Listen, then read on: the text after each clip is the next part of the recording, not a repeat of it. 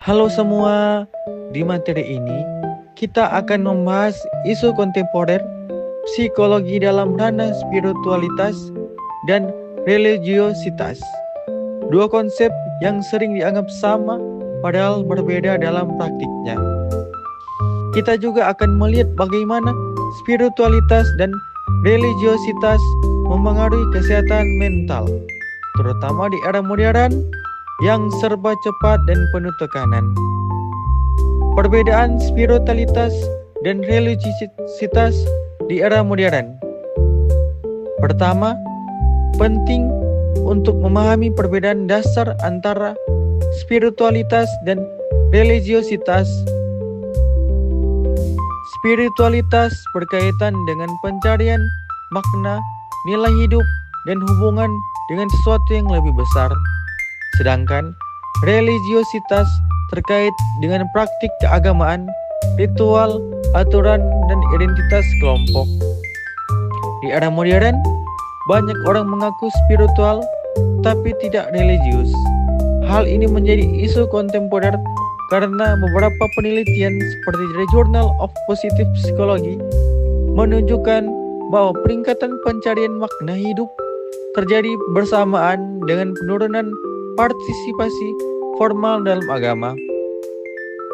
Fenomena ini memunculkan pertanyaan penting bagaimana psikologi dapat memahami kebutuhan manusia terhadap makna hidup tanpa harus selalu merujuk pada struktur agama tradisional. Penelitian kontemporer menunjukkan bahwa baik spiritualitas maupun religiositas dapat memberi dampak signifikan terhadap kesejahteraan mental. Banyak studi menyimpulkan bahwa individu yang memiliki keyakinan atau praktik spiritual umumnya lebih mampu mengelola stres. Selain itu, religiositas, terutama ketika terintegrasi dengan komunitas sosial, terbukti menurunkan tingkat kecemasan, depresi, dan risiko penyalahgunaan zat. Ritual keagamaan seperti doa, meditasi rohani, dan ibadah bersama menciptakan perasaan aman dan terhubung. Namun, ada juga isu yang perlu diperhatikan. Beberapa orang mengalami religious struggle seperti merasa dihukum Tuhan, konflik nilai, atau tekanan sosial dari komunitas. Menurut Journal of Clinical Psychology, religious struggle dapat meningkatkan resiko gangguan mental jika tidak ditangani dengan baik. Di era media sosial muncul fenomena baru seperti digital spirituality. Banyak orang mengikuti konten meditasi, afirmasi, tarot healing, atau refleksi spiritual melalui platform digital. Ini mempermudah akses tapi juga menimbulkan pertanyaan tentang keaslian dan kedalaman proses spiritual.